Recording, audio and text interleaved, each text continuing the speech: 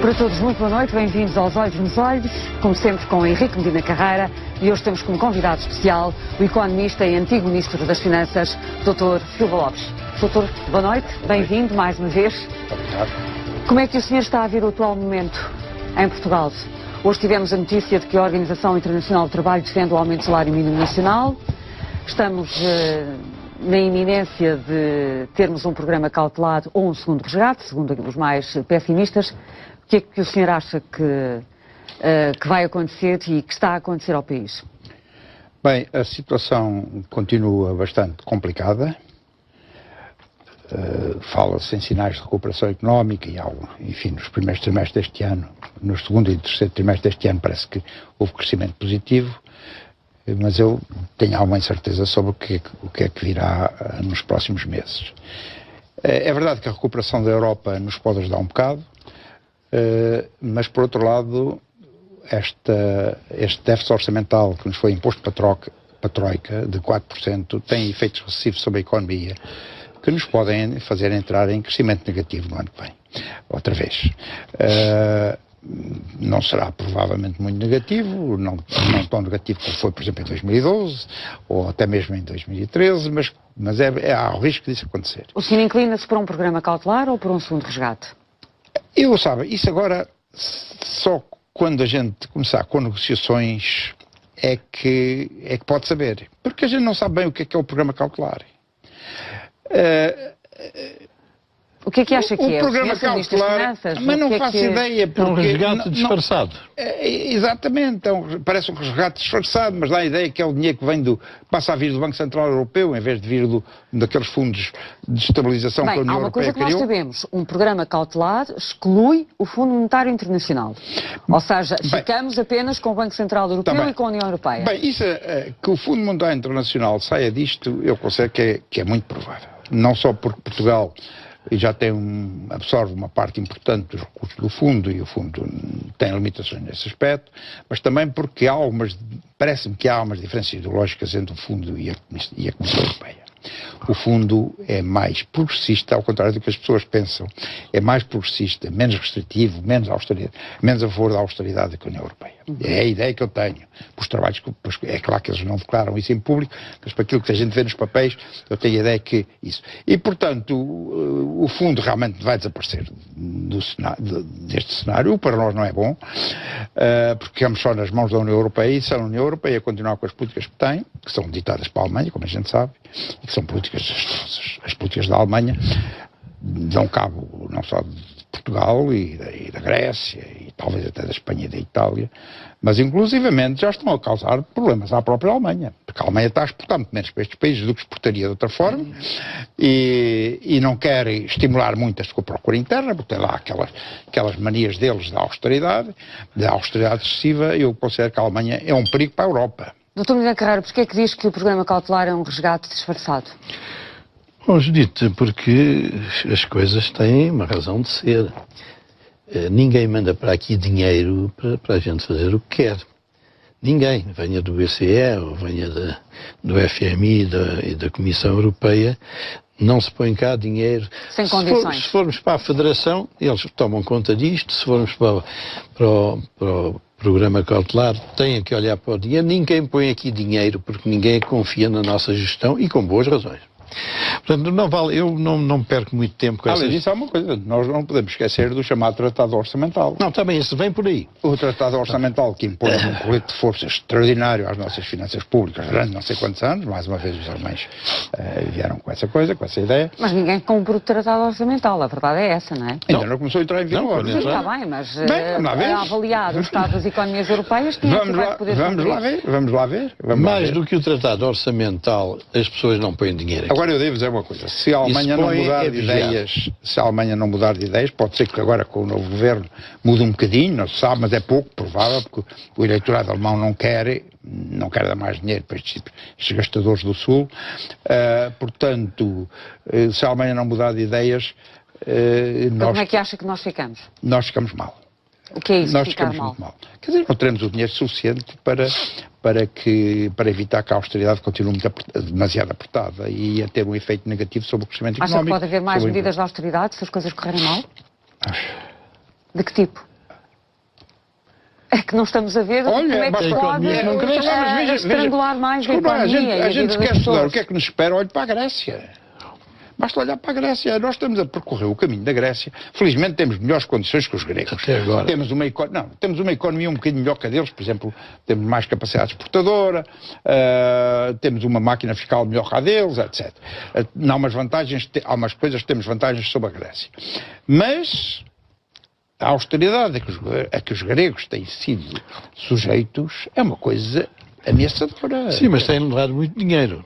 Tem levado muito dinheiro, mas mesmo assim a queda do produto grego já foi de 25%, não foi de 10%. Eles já vão no terceiro resgate, não é? Mas eles já perderam 25% do seu produto e nós ainda só perdemos 10%. Eles estão com 26% de desemprego, nós estamos com 16%. Bom, mas o certo, doutor Medina, é que os nossos governantes dizem que nós estamos mais próximos da Irlanda e há aqui uma grande expectativa para ver como é que vai funcionar o programa cautelar na Irlanda em dezembro. Eu gosto muito de pensar, de acordo com o que as pessoas são, com o que nós somos, as sociedades são, os eleitorados não vão consentir que se mande para aqui dinheiro de qualquer maneira. Os eleitorados, chama-lhe segundo resgate, terceiro resgate, complementar, os eleitorados... Não é complementar, é cautelar. Mas tanto faz, é uma questão do nome. Isso é tudo politiquice. É tudo politiquice. Não, mas vai ter que se mandar, senão a zona euro vai... Mas não é como nós queremos. Nós queremos é dinheiro aqui para fazer o que... Não, condições duras vêm. Isso aí nada... De modo que é melhor sempre pensar o que é natureza... As condições mais duras do que aquelas que estão previstas no orçamento para o próximo ano? Vamos lá ver.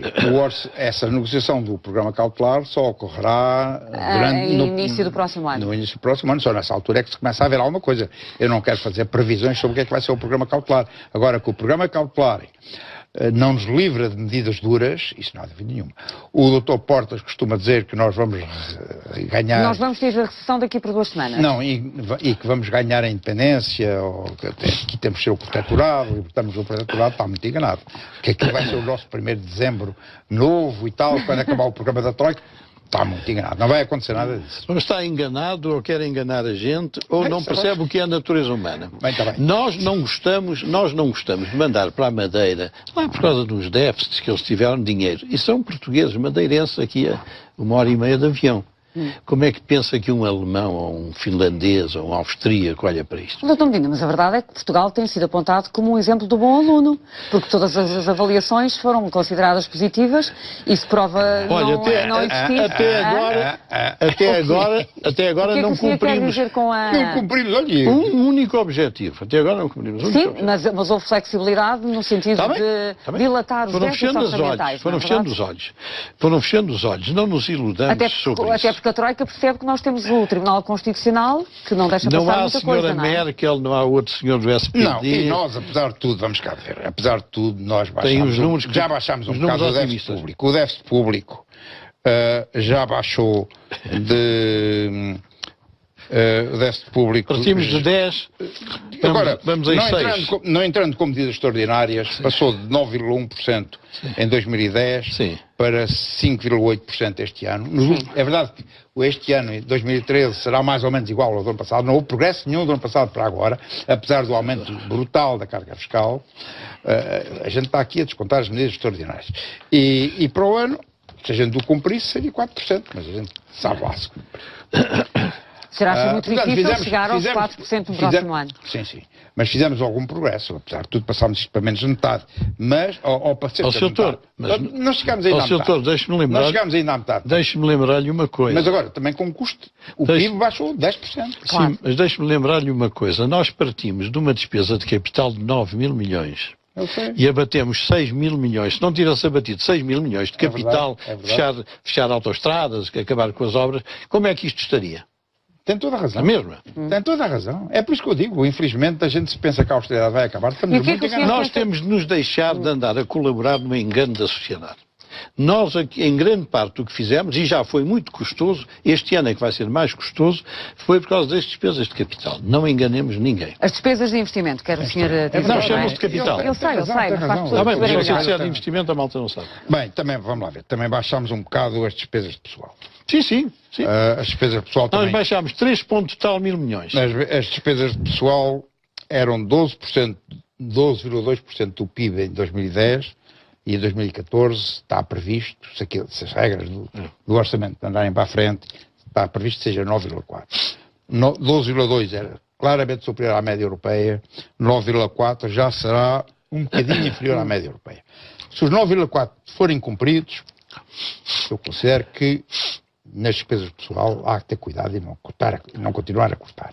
E o que é que o senhor acha dos cortes que estão previstos no orçamento do próximo ano? Precisamente na função pública e nas pensões?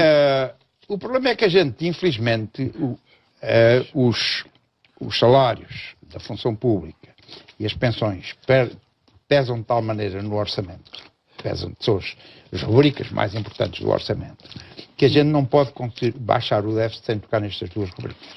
E no pessoal já se tocou, em meu entender, o suficiente, partindo do princípio que as medidas deste orçamento vão ser aceitas, porque há uma grande contestação social, como sabe isso, claro.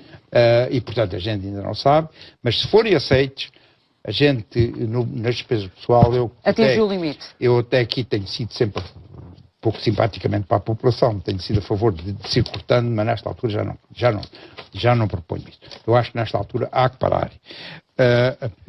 Mas depois das medidas deste ano, infelizmente ainda é preciso. Deste ano está-se a referir a 2014. 2013. 2014, está a remeter para o orçamento do próximo ano. Eu quando digo deste ano quer dizer deste orçamento, tem razão. Agora, nas pensões, infelizmente nós aí vamos ter que cortar mais. Acha? Acho. Em que pensões? Vamos lá ver. Olha, o que eu já digo... vai haver cortes Não. Só o que eu lhe digo é o seguinte. Nós em pensões tínhamos 10% do PIB, gastávamos 10% do PIB em 2000 e em 2010 já gastámos, em 2010, e os últimos anos ainda aumentou mais, já gastámos 14%. Doutor, as pensões estão aqui. Ora bem, é isso, portanto é isso. E já gastámos 14% e continuam a aumentar. Ora, a média europeia, eu guio muito por aquilo que acontece nos outros países. A média europeia está em 13%. Nós, sendo um dos países mais pobres da União Europeia, gastamos mais maior proporção do PIB em pensões do que a média. Está bem, porque temos mais pensionistas, temos uma linha demográfica diferente da média europeia. Agora, não há mais dinheiro. Não há mais dinheiro. O que é que a gente dá para fazer? Isto explica... São boas razões, mas olha, por exemplo, a gente tem, até agora... Pode ser que agora se altere, mas nós tínhamos, por exemplo, a maior proporção de população a reformar-se antes dos 65 anos do que lá fora. Portanto, é logo uma área... Não, os gregos era pior. Bem, está bem, eu não digo que eu estou a falar da média. Sim. Eu estou a falar da média europeia. Portanto, aí há uma área onde a gente tem que atuar. Por outro lado, não há dinheiro. Sim. E, portanto, eu não sei bem onde é que se corta. Eu, por mim, como é sabido, há muito tempo que eu, aliás, venho criado de inimizades junto de muita gente, até muitos amigos meus, quando eu digo que as pensões mais altas têm que ser mais cortadas ainda, já foram muitas, por causa dos impostos, contribuição social, da solidariedade social e tudo isso já Mas cortaram. deve-se cortar ainda mais nas pensões mais altas, do seu ponto de vista? Acho que sim. A partir de que montante? É uma questão de meio cuidado. Eu cá por mim acho que uma pensão líquida de 2.000 euros nas circunstâncias atuais do nosso país não devia ser excedida, em princípio. Líquida de impostos. Porque hoje os impostos levam 60%, 70%. Então o senhor acabava com as pensões dos 5.000 e dos 6.000 euros e dos 4.000? Não, quer dizer, elas podiam ser 5.000 euros desde que a Mas isso ganha-se pouquíssimo, hoje uma pensão de 5.000 euros deve deixar mais ou menos 2.000 só. Mas o Dr. Medina acha que não. Não, eu não acho nada dessas ninharias. Isto é andar a jogar ao Berlim. Não, acha que não, porque o universo populacional que representa estas pensões é de 800 e tal pessoas. Estas cantilenas que a gente arranja não adiantam nada. Em 1990, as pensões levavam menos de 20% dos impostos e contribuições. Menos de 20%. Em 2010 estão em quase 40%. Quer dizer, quando o Estado recebe 100 de contribuições de impostos, 40 é para pensões. Está bem, mas porque não havia tantos reformados como agora, mas não interessa, é assim. O nosso problema não é o número, é o dinheiro. Então nós temos